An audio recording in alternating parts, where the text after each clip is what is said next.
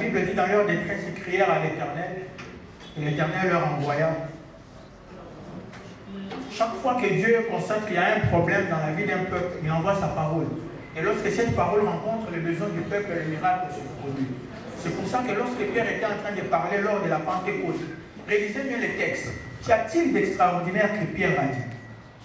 Mais pendant qu'il parlait, la Bible dit, ils eurent le cœur vivement touché.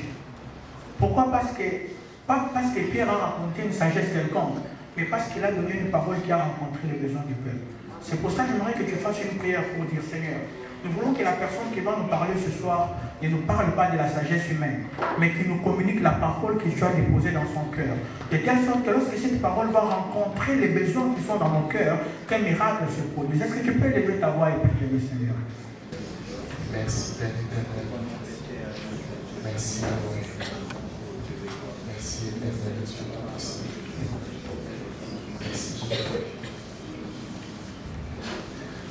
Tendre Père, je t'adore.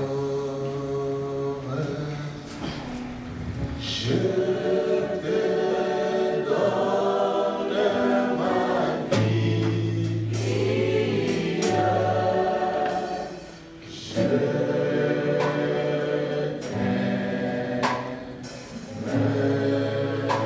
Est-ce que nous pouvons ensemble chanter Tendre Père? J'aimerais que ce chant vienne de nos cœurs. J'aimerais que ce chant vienne de nos cœurs. J'aimerais que tu écoutes les paroles de ce chant et que tu élèves le roi des rois. J'aimerais que tu écoutes ces paroles et que tu en fasses tiennes afin que ces paroles ne soient pas seulement des paroles mais une prière. Tendre Père, je t'adore. Est-ce qu'ensemble on peut chanter ce cantique? Est-ce qu'on peut se lever et élever nos mains vers le ciel? Est-ce qu'on peut se lever ensemble et chanter ce chant? Élever nos mains vers le ciel, vers le roi des rois, vers celui qui ne manque de rien, celui qui dispose de tout.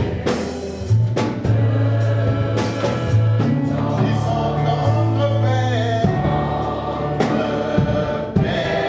je t'adore.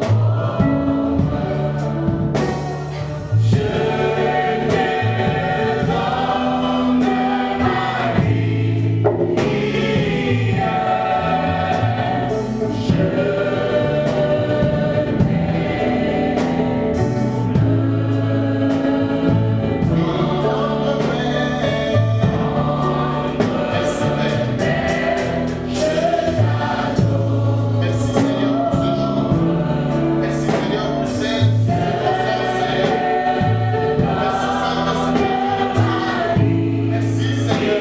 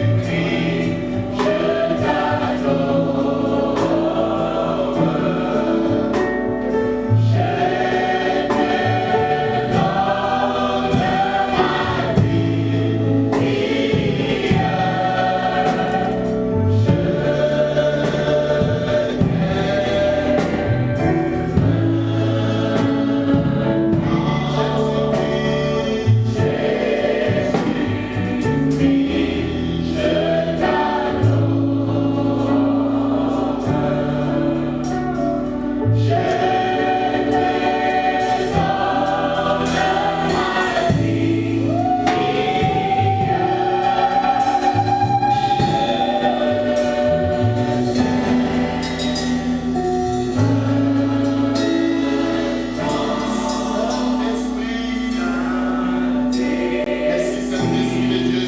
Que dans nos vies ce matin, Seigneur, cet après-midi, Saint-Esprit de Dieu, nous avançons vers toi. Est-ce qu'on peut chanter Saint-Esprit, nous t'adorons. On offre cet après-midi. L'offre t'appartient, Seigneur. Nous n'avons point d'autre aide que toi, Seigneur. On offre Saint-Esprit de Dieu. Saint-Esprit. Merci Seigneur. Merci Jésus.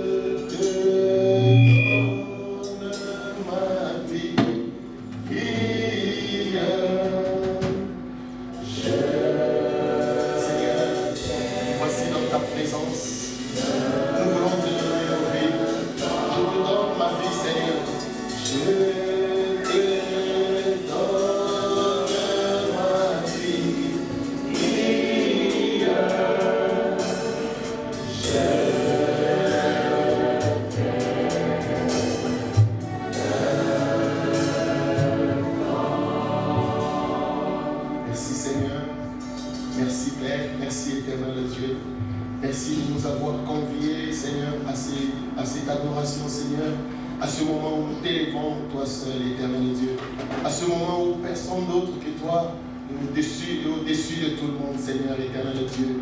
Merci, Seigneur, éternel Dieu.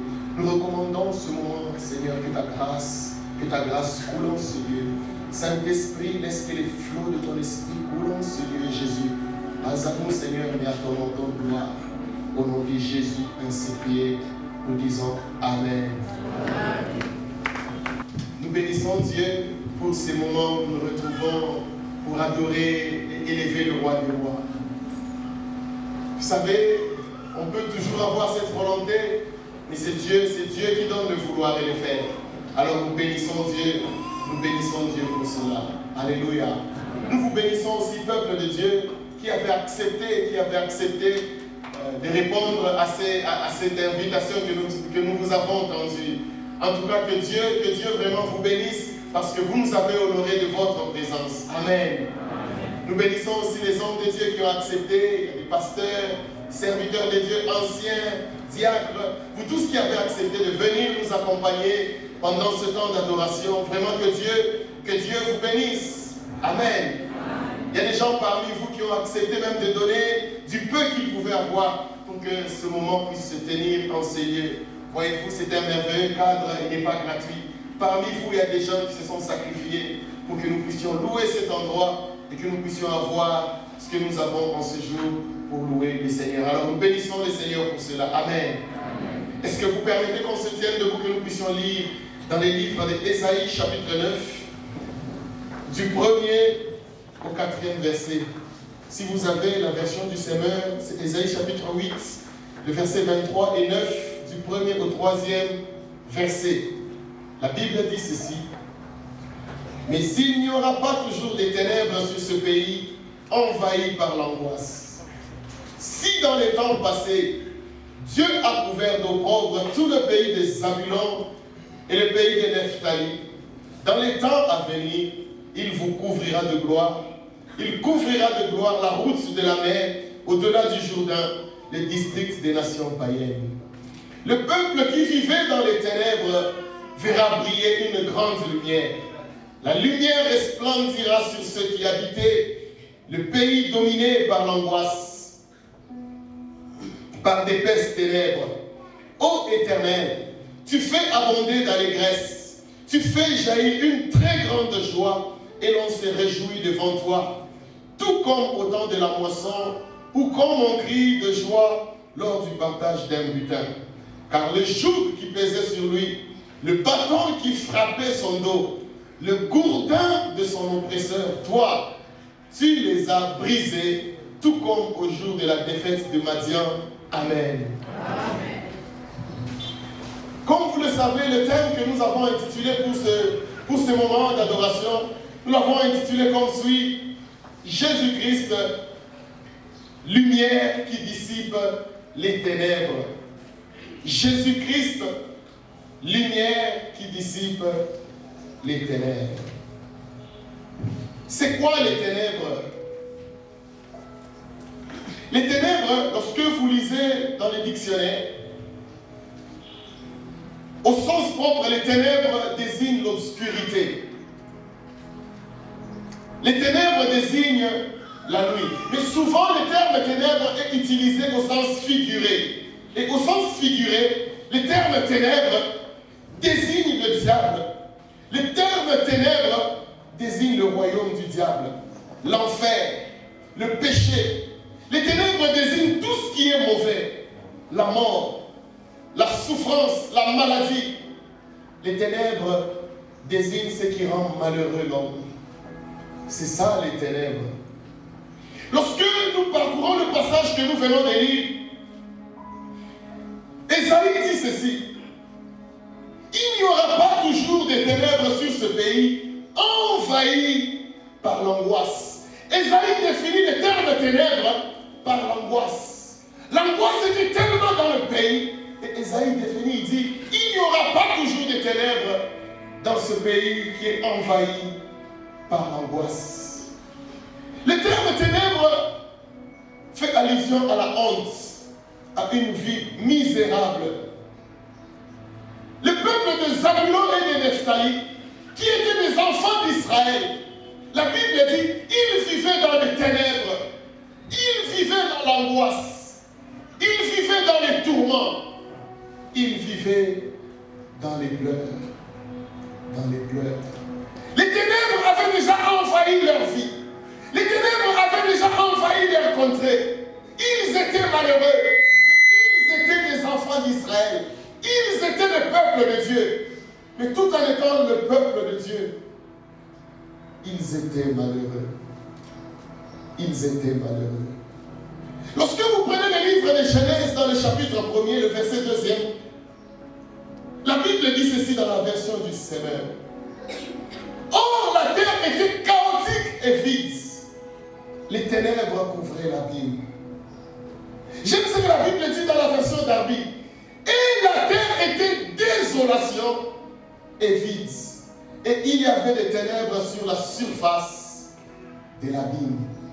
Les ténèbres couvraient la terre. Et comme il y avait les ténèbres, la Bible dit, la terre était dans le chaos. Lorsqu'il y a les ténèbres quelque part, il y a le chaos. Lorsqu'il y a les ténèbres quelque part, il y a la désolation. Lorsqu'il y a les ténèbres quelque part, il y a les pleurs. Il y a les pleurs. Il y a les pleurs. Ce peuple de Nephtali et de Zabulon s'est retrouvé dans cette situation ténébreuse. Ce peuple s'est retrouvé dans une situation où il devait jour et nuit pleurer. Pourquoi? Parce que les ténèbres régnaient sur leur vie. Et nous disons Jésus-Christ, c'est cette lumière qui vient dissiper les ténèbres. Lorsque nous parlons de la lumière c'est le contraire des ténèbres. La lumière désigne Dieu lui-même. Le contraire des ténèbres, Dieu lui-même. La lumière désigne le bonheur. La lumière désigne la vie éternelle en Jésus-Christ. La lumière représente tout ce qui est meilleur, tout ce qui est positif, tout ce que l'homme recherche sur la terre. La lumière représente le bonheur que chaque personne sur la terre cherche. Et quand nous revenons dans le livre de Genèse, dans le chapitre 1er toujours, et le verset 4e, la Bible dit, Dieu vit que la lumière était bonne. Lorsque Dieu dit que la lumière est bonne, c'est en même temps il est en train de dire que les ténèbres sont mauvais. Les ténèbres, ce n'est pas quelque chose de bon pour l'homme. Ce n'est pas quelque chose que l'homme doit garder. Dieu dit que la lumière était bonne. Parce que les ténèbres, ce n'est pas une bonne chose. Les ténèbres, ce n'est pas une bonne chose. Alors, mon intervention va tourner autour de 4 petits principes. 4 principes en ce qui concerne la lumière et les ténèbres. 4 principes. Le premier principe, c'est celui-ci. Les ténèbres et la lumière ne peuvent jamais cohabiter. Les ténèbres et la lumière ne peuvent jamais cohabiter. Chaque fois qu'il y a les ténèbres quelque part, donc il y a absence de lumière. Chaque fois que la lumière entrera quelque part, il y aura absence des ténèbres. Les deux ne peuvent jamais cohabiter. Jamais cohabiter. Dans Genèse chapitre 1er, le verset 4e, la Bible dit, Dieu vit que la lumière était bonne. Et il sépara la lumière des ténèbres. Dieu s'est rendu compte que les deux choses ne peuvent pas cohabiter. Dieu les a séparées. Il a séparé la lumière des ténèbres. Il a laissé la lumière à part et les ténèbres à part. Et Paul dit aux Corinthiens ceci, le chapitre 6e, le verset 14. Qu'y a-t-il entre les ténèbres et la lumière? Il n'y a rien en commun entre les ténèbres et la lumière. Les deux choses ne peuvent jamais marcher ensemble. Les deux choses ne peuvent jamais cohabiter. Les ténèbres et la lumière doivent vivre séparément. Le deuxième principe, c'est celui-ci. Dieu a créé l'homme pour qu'il vive dans la lumière. Dieu a créé l'homme pour qu'il vive dans le bonheur, pour qu'il demeure en vie d'éternité en éternité. C'est ça la de Dieu. Dieu n'a pas créé l'homme pour qu'il vive dans les ténèbres. Dieu n'a pas créé l'homme pour qu'il vive dans le malheur. Dieu n'a pas créé l'homme pour qu'il souffre. Dieu n'a pas créé l'homme pour qu'il pleure. Dieu a créé l'homme pour qu'il vive dans la lumière. Dieu a créé l'homme pour qu'il vive dans le bonheur. Dieu a créé l'homme pour qu'il soit heureux. Dieu ne vous a pas envoyé sur la terre pour que vous puissiez passer sur la terre dans l'angoisse. Dieu ne vous a pas créé pour que vous puissiez vivre dans le malheur, pour que vous puissiez vivre dans les pleurs. Dieu ne vous a pas créé pour ça. Dieu ne vous a pas créé pour ça. Dieu n'a pas créé l'homme pour qu'il vive dans la maladie. Ce n'est pas la volonté de Dieu que tu vives dans la maladie. Ce n'est pas la volonté de Dieu que tu vives dans la maladie. Que tu vives dans la maladie. Dieu ne t'a pas créé pour que tu vives dans le péché. Dieu ne t'a pas créé pour que tu vives dans le péché. Dieu ne nous a pas créés pour que nous puissions aller en enfer. Ce n'est pas ça la volonté de Dieu. Ce n'est pas ça la volonté de Dieu. Dieu ne nous a pas créés pour vivre dans le malheur de l'enfer. Parce que, voyez-vous, sur la terre, il y a des malheurs. Mais les malheurs qui se retrouvent à l'enfer n'a rien d'égal sur la terre. Il n'y a aucun malheureux sur la terre qui sait ce qui se passe à l'enfer. Dieu ne nous a pas créés pour aller à l'enfer. Voilà pourquoi dans le livre de Jean, 1 Jean chapitre 3, le verset 8, la Bible dit, le Fils de l'homme apparu afin de détruire les œuvres du diable. La mission de Jésus-Christ, c'était de détruire les œuvres des ténèbres. C'était pour que les ténèbres s'en aillent de ta vie. C'est ça la mission de Jésus-Christ. C'est pour que les ténèbres s'éloignent de ta vie. Il a apparu afin de détruire les œuvres du diable, afin de détruire les œuvres des ténèbres, afin de nous délivrer des ténèbres qui veulent nous envahir, afin de délivrer nos familles des ténèbres qui veulent nous envahir, afin de nous délivrer du malheur qui voudrait nous envahir. C'est ça la volonté de Dieu. Le troisième principe, c'est celui-ci.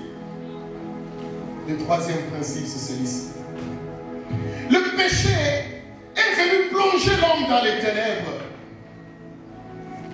Dieu a créé Adam et Ève, ils étaient heureux dans le jardin de bonheur.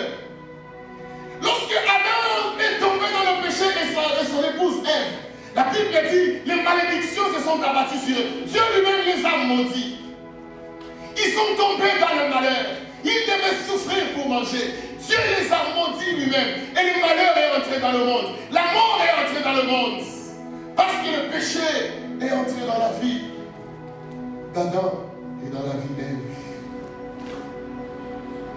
L'homme est devenu malheureux à cause du péché. L'homme est tombé dans la souffrance à cause du péché. La maladie s'est installée dans la vie de l'homme. Ça n'existait pas, bien aimé. La maladie n'était pas au programme. Mais la maladie s'est abattue sur l'homme à cause du péché. Et même la mort a pris place dans sa vie. Et même pour certains, à cause du péché, ils ont été condamnés à passer leur éternité en enfer. Passer leur éternité en enfer avec le diable et ses démons. Le peuple de Nephtali et de Zabulon, c'était un peuple béni. C'était un peuple qui avait la destinée de Dieu. Mais ils vivaient le contraire de la volonté de Dieu sur leur vie. Ils étaient en train de vivre dans la souffrance, dans le malheur. La Bible dit que ce peuple était assis dans les ténèbres. Vous savez, lorsque vous lisez dans l'Ancien Testament, dans le livre d'Ésaïe, la Bible dit, Ésaïe dit, ce peuple marchait dans les ténèbres.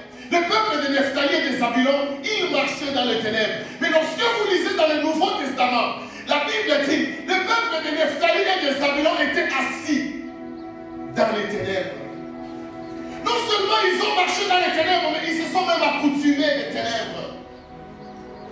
Ce peuple a pris la souffrance, c'était ça qui est devenu sa vie. Ils se sont habitués à la souffrance. Les gens se sont habitués à la maladie. Les gens se sont habitués à la pauvreté.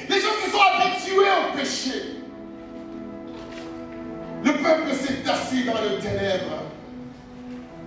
Il s'est assis dans les ténèbres. Pourtant, ce n'était pas ça la volonté de Dieu. Écoutez ce que la Bible dit dans Deutéronome 33, le verset 23. Parce que, voyez-vous, Zabulon et Nephtali, c'était un peuple béni. Lorsque nous lisons dans les livres de Genèse, lorsque leur père Jacob était en train de mourir, la Bible dit qu'il a réuni ses fils. C'est vrai qu'il a maudit un. Mais Nephtali et Zabulon, Jacob les a bénis. Mais au-delà de la bénédiction de Jacob, ils ont aussi reçu la bénédiction de Moïse. C'est ça que nous lisons dans les livres de Deutéronome, chapitre 33, le verset 23. La Bible dit ceci. Au sujet des descendants de Nephtali, Moïse déclara, Nephtali est couvert de faveurs, comblé de bienfaits par le Seigneur, qu'il étende son territoire vers l'ouest et vers le sud. Dans Deutéronome 33, le verset 18, la Bible dit ceci. Zabulon, jouis de ton activité commerciale. Dans une autre version, on dit, réjouis-toi dans tes courses. Réjouis-toi dans ton commerce. Nephtali et Zabulon, c'était un peuple béni. C'était un peuple qui avait beaucoup de faveurs. Dieu avait mis des faveurs dans la vie de Nephtali. Dieu avait mis des faveurs dans la vie de Zabulon. La Bible même dit qu'ils vivaient dans une contrée géographique, le peuple dans la contrée de la mer. C'est une contrée où le commerce évoluait très bien. Ils avaient un port. Je peux dire, ils avaient un port dans leur contrée et le commerce se faisait très bien. Dieu les a même bénis, dit, vous allez évoluer dans votre commerce, dans vos activités commerciales. Avec toutes ces promesses qu'ils avaient sur leur vie, ils étaient assis dans les ténèbres. Nephtali et Zabulon, ils étaient assis dans la honte. Parce que la Bible dit qu'ils étaient dans l'opprobre. L'opprobre, c'est la honte. Je ne sais pas si quelqu'un vit une situation de honte. Je ne sais pas si quelqu'un vit une situation de malheur. Je ne sais pas si quelqu'un vit une situation de trouble. Ce n'est pas ça la volonté de Dieu. Ce n'est pas ça la volonté de Dieu. Avec autant de bénédictions dans sa vie, Nephtali vivait dans les ténèbres. Zabulon vivait dans la honte. Dieu avait béni son commerce. Il était pauvre. Il n'avait même plus de commerce à faire. Vous savez, Dieu peut mettre quelque chose, une promesse sur votre vie. Parce que je l'ai dit au début, la volonté de Dieu, ce n'est pas que tu souffres. La volonté de Dieu, c'est que tu sois heureux. La volonté de Dieu, c'est que tu progresses. La Bible dit, mon serviteur s'élèvera, il montera bien haut. C'est ça la volonté de Dieu. Mais bien aimé, laissez-moi vous poser la question. Est-ce que tu t'élèves? Est-ce que tu montes? Est-ce que tu es la tête? Est-ce que tu es la tête? Ce n'est pas la volonté de Dieu si tu n'es pas la tête. Ce n'est pas la volonté de Dieu si tu ne prospères pas. Ce n'est pas la volonté de Dieu si tu es malade. Ce n'est pas la volonté de Dieu si tu es malade. Vous savez, certains se sont même habitués à la maladie. Donc, ils savent que pendant la saison sèche, il y a la maladie, moi, et même les mecs. Il sait même que maintenant je vais tomber malade. Il sait. Ce n'est pas la volonté de Dieu. Ce n'est pas la volonté de Dieu. J'insiste, ce n'est pas la volonté de Dieu. Que tu souffres comme Zabulon. Que tu sois malheureux comme Nephtali. Nephtali et Zabulon vivaient loin de Dieu, dans l'éloignement de Dieu. Parce qu'ils sont tombés dans le péché. Parce qu'ils sont tombés dans le péché. Voyez-vous, l'homme a été créé, il a été programmé pour vivre dans la volonté de Dieu, pour vivre près de Dieu. Chaque fois que l'homme se retrouvera loin de Dieu, l'homme sera malheureux. Chaque fois que vous serez loin de Dieu, vous serez malheureux. Peu importe ce que vous possédez, peu importe les richesses que vous pouvez avoir, chaque fois que vous serez loin de Dieu, vous serez malheureux. L'homme a été programmé pour vivre près de Dieu. L'homme a été programmé pour vivre dans la présence de Dieu. Loin de Dieu, bien-aimé, toutes les promesses de Dieu qui étaient sur toi, elles s'amenuisent, elles disparaissent. Et tu souffres, et tu souffres, et tu pleures. Et tu pleures parce que tu es loin de Dieu. Parce que tu es le même Dieu. Vous savez, sans Dieu, la vie sur la terre n'est que douleur. Sans Dieu, la vie sur la terre n'est que angoisse. Sans Dieu, la vie sur la terre, c'est la honte. Sans Dieu, la vie n'a pas de goût. Tu peux posséder beaucoup de richesses, mais au bout de ces richesses, il y aura toujours un goût amer. Parce que Dieu n'est pas là. Parce que Dieu n'est pas là. Voilà pourquoi la Bible dit la bénédiction de l'Éternel enrichit. Pourquoi? Parce que derrière cette bénédiction, il n'y a pas de chagrin. La bénédiction qui ne vient pas de Dieu, il y a toujours un chagrin attaché à cette bénédiction-là. Parce que Dieu n'est pas là. Parce que Dieu n'est pas là. Si Dieu n'est pas là, la bénédiction même que vous pouvez avoir n'est que malédiction. Le bonheur que vous pouvez avoir n'est que souffrance. Parce que Dieu n'est pas là. Parce que Dieu n'est pas là. À l'époque de la crise mondiale, la crise financière, la crise économique, je suivais à la télé un millionnaire en Grèce. Il avait beaucoup de millions, mais il s'est rendu compte du jour au lendemain qu'il n'avait plus rien. Bon, il dit qu'il n'avait plus rien, mais les banquiers ont dit qu'il n'avait plus que 800 000 $ dans son compte. Il a pris tout cet argent dans sa maison. Il s'est suicidé avec. Il a déchiqueté cet argent. Il s'est suicidé avec. C'est vrai que tu n'as plus de millions. Mais est-ce que tu ne peux pas vivre avec 800 000 $? Et parce que Dieu n'est pas là, même cette richesse ne vaut rien. Frères et sœurs, vous n'êtes pas sur la terre pour avoir des voitures et des maisons, mais vous avez besoin de Dieu dans votre vie. Quoi que vous possédiez, quoi que vous ne possédiez pas, mais lorsque vous avez Dieu, vous êtes heureux. Alléluia. Lorsque vous avez Dieu, quoi que vous ne possédiez rien, vous êtes heureux. Il y a des gens qui ne possèdent rien, qui n'ont rien dans leur maison, mais ils dorment heureux. Il y a des gens qui ont des grands biens dans leur vie, mais ils sont malheureux. Ils sont malheureux. J'aime dire une phrase. Vous pouvez envier la vie d'une personne qui vous envie. Vous pouvez vivre, passer votre vie en train d'envier quelqu'un qui vous envie. Il a peut-être des voitures, des grands biens, mais il n'a pas la paix que vous avez. Et vous êtes en train de l'envier, mais loin, vous ne savez pas que lui aussi, il vous envie. Il vous envie. Parce qu'il n'a pas Dieu. Parce que il n'a pas Dieu.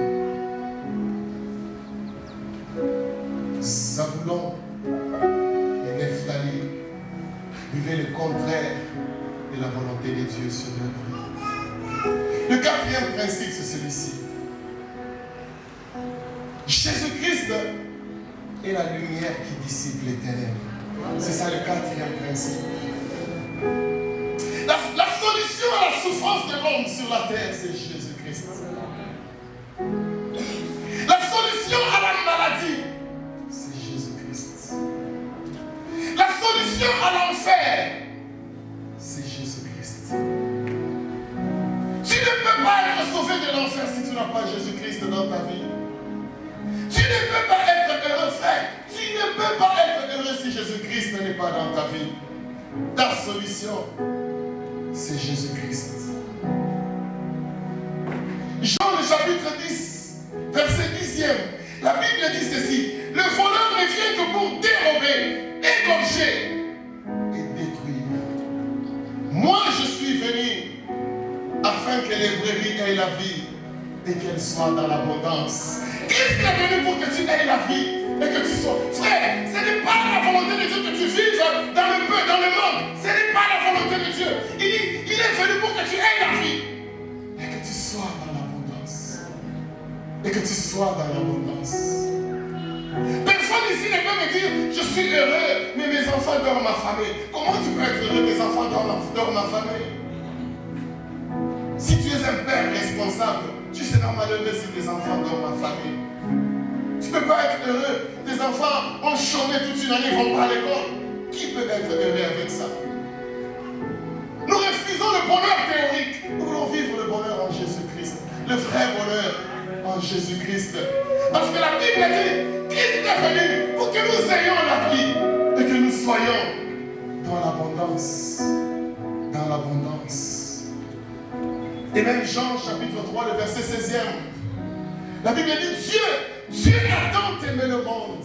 Il a tant aimé le monde qu'il a donné son fils. Pas son deuxième fils, pas son troisième fils, mais son unique. Il a donné son fils. Il a donné son fils. Il a donné son fils pour toi. Frère, il n'a pas donné son fils pour les hommes. Autant que, vous savez, lorsqu'on imagine 8 milliards de personnes sur la terre, tu peux même te dire que non, il peut donner à 7 milliards, 9 et pas à moi. Il n'a pas donné à tous ces mondes. Il a donné à toi son fils unique. Son fils unique. Il a donné son fils unique.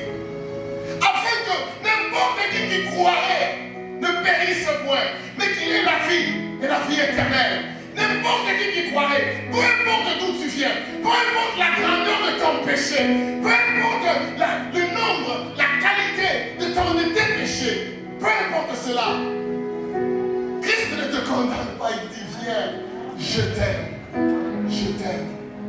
Christ est la solution par rapport aux ténèbres qui se vivent dans le monde. Christ est la solution.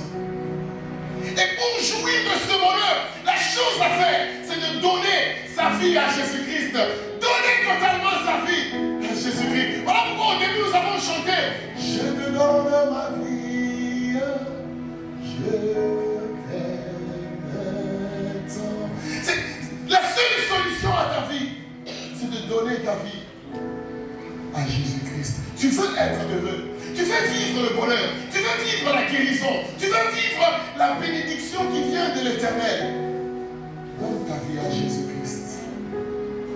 Donne ta vie à Jésus-Christ. Donne ta vie à Jésus-Christ. Ceux qui donnent leur vie à Jésus-Christ, ils verront la lumière d'éternité en éternité parce que la Bible dit, ils vivront la vie éternelle.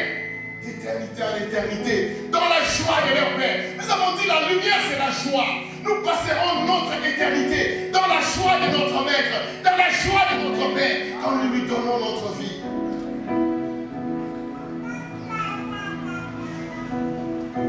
Une joie qui ne s'arrête pas. Une joie qui ne s'arrête pas.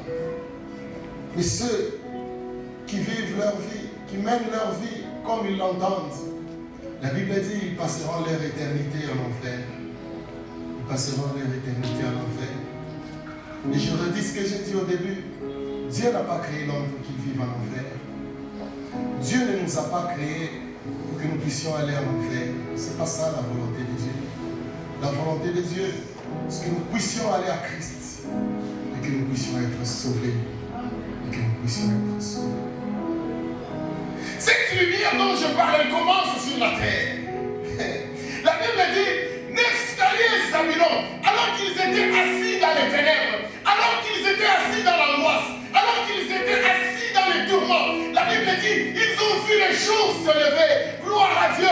Peu importe la longueur de la nuit, le jour viendra, mon frère. Le jour viendra, ma soeur. Peut-être que tu as souffert dans la maladie. Le jour viendra. Ta maladie a traîné. Ta maladie a pris longtemps. Le jour va venir.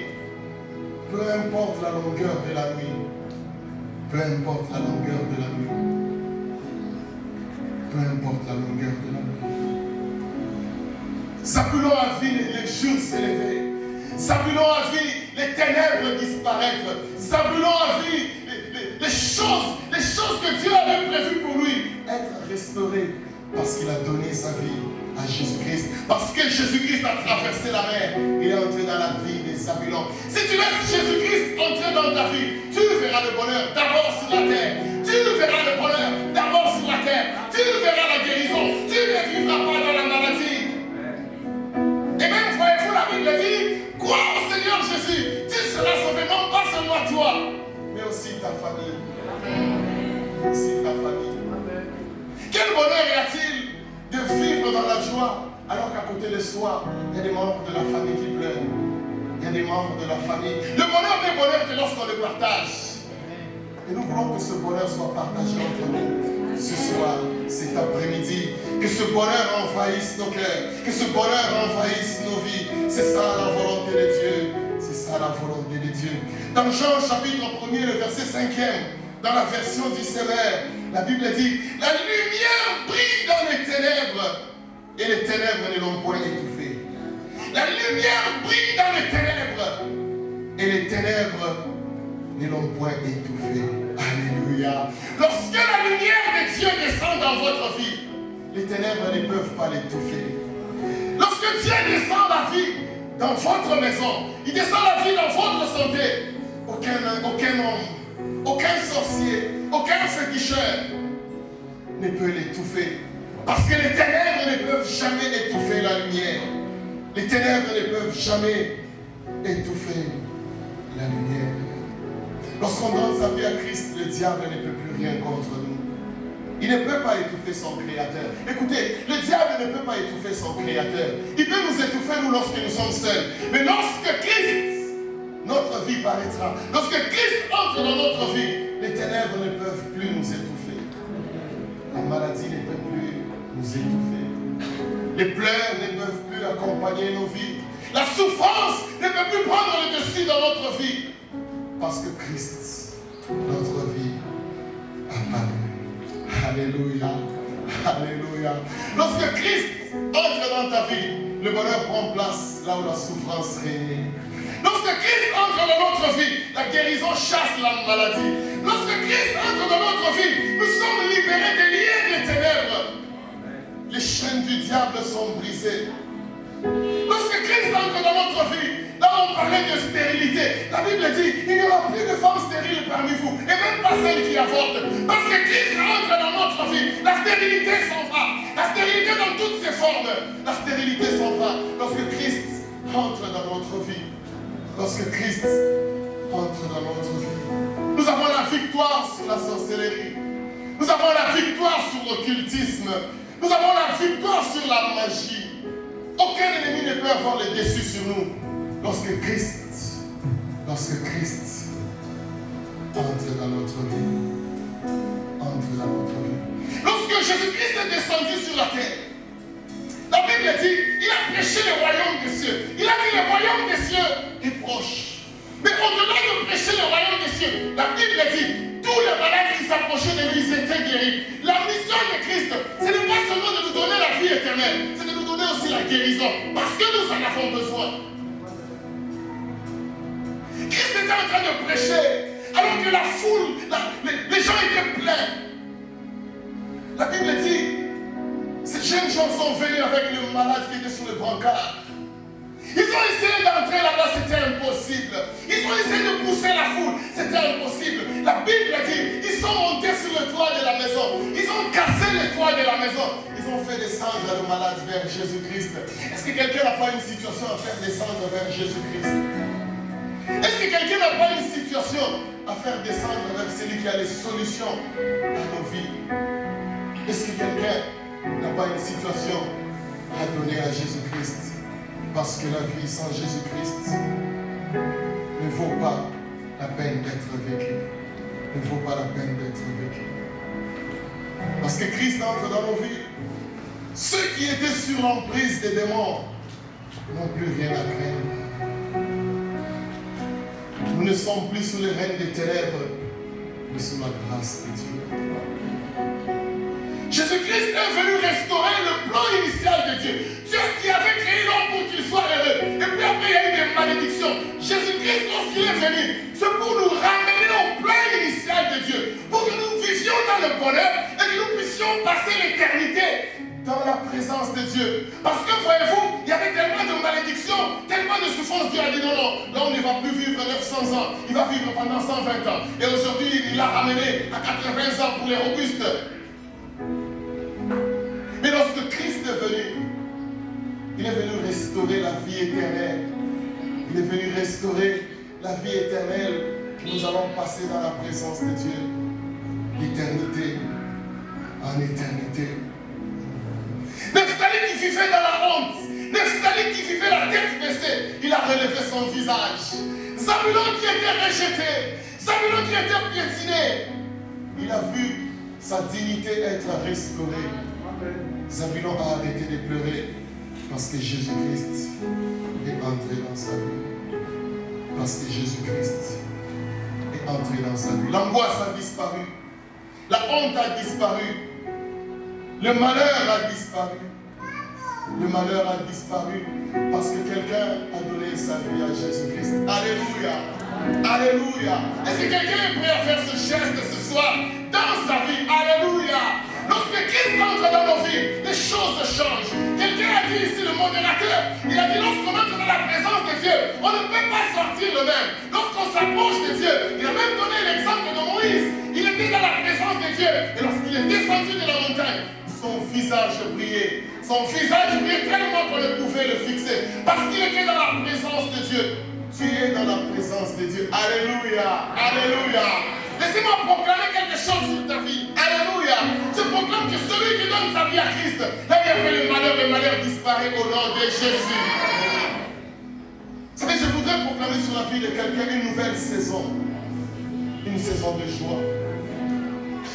Si les temps passés vous ont couvert de honte, dit la parole de Dieu, les jours à venir vous couvriront de gloire. Je proclame une saison de gloire au nom de Jésus. Je proclame que la joie embrasse là où nous étions en train de pleurer au nom de Jésus. Si tu veux continuer à pleurer, tu ne vas plus pleurer de malheur, tu vas pleurer de joie. Parce qu'il est vrai que Dieu peut nous faire pleurer, mais de joie. Une nouvelle saison dans nos vies. Une nouvelle saison dans nos vies. Là où il y avait la maladie, j'aimerais proclamer la guérison au nom de Jésus. Là où quelqu'un a pleuré, de maladie, j'aimerais, peu importe le nom de la maladie, aucun nom ne peut se tenir devant Jésus. Parce que tout genou fléchit dans les cieux, sur la terre et sous la terre. Qu'est-ce qui peut se passer sur cette terre qui ne peut pas fléchir devant Jésus? Je proclame que la maladie fléchit au nom de Jésus. Je proclame que tout ce qui te fait pleurer disparaît au nom de Jésus. Je proclame que le cycle de pauvreté s'arrête à toi. Si dans votre famille vous avez vécu la pauvreté, si dans votre famille votre vie n'était que misérable, je proclame la fin de ce cycle au nom de Jésus. Parce que Jésus-Christ veut que tu vives dans l'abondance. Il ne veut pas que tu vives dans le manque. Il veut que tu vives dans l'abondance. Il veut que tu vives dans l'abondance. David dit ceci dans Psaume chapitre 23, le verset 6e. Il dit, oui, le bonheur et la grâce m'accompagneront tous les jours de ma vie. Et j'habiterai dans la maison de l'Éternel jusqu'à la fin de mes jours. Je proclame cette parole sur nos vies. Le bonheur et la grâce nous accompagneront. Est-ce que le bonheur et la grâce t'accompagnent? Est-ce que le bonheur et la grâce t'accompagnent? Nous accompagne dans nos maisons, sur nos enfants, sur nos frères et sœurs, sur nos parents, que le bonheur et la grâce descendent, et cela au nom de Jésus, que le bonheur et la grâce nous accompagnent. Voilà pourquoi Jésus-Christ dit dans Matthieu, venez à moi, vous tous qui êtes fatigués et chargés, pas vers un homme, pas vers le prédicateur, mais venez à Jésus, vous tous qui êtes fatigués et chargés, et je vous donnerai du repos. Je vous donnerai du repos. J'aimerais que nous puissions parler avec ce Jésus. Vous savez, voyez-vous, pour terminer, j'ai deux requêtes. La première requête pour laquelle nous allons prier, si tu n'as jamais donné ta vie à Jésus-Christ, le moment t'est donné. Parce qu'en dehors de Jésus, nous avons dit, il n'y a pas de bonheur. Nous avons dit, peu importe ce que nous pouvons posséder, si Christ n'est pas là, nous sommes malheureux. Et la deuxième requête, nous avons dit, Seigneur, manifeste ta gloire dans nos vies. La Bible dit, l'Esprit du Seigneur est sur moi. Parce qu'il m'a oint pour annoncer la bonne nouvelle aux pauvres. Alléluia. Nous avons dit, Saint-Esprit de Dieu, oint-nous, afin que nous puissions vivre cette bonne nouvelle.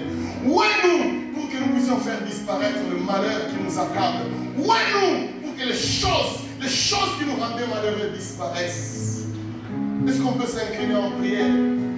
Est-ce que peut-être on peut se tenir debout? Quelqu'un peut dire, Seigneur Jésus, je te donne ma vie. Est-ce qu'on peut chanter Yeshua? Le nom de Jésus, c'est le nom par lequel nous avons été sauvés. Le nom de Jésus, c'est le nom par lequel nous avons reçu le salut. Est-ce que quelqu'un peut dire, Seigneur, je te donne ma vie? Si tu ne l'as jamais fait, tu dis, je te donne ma vie. Dirige ma vie, conduis mes pas. Si tu l'as fait, mais tu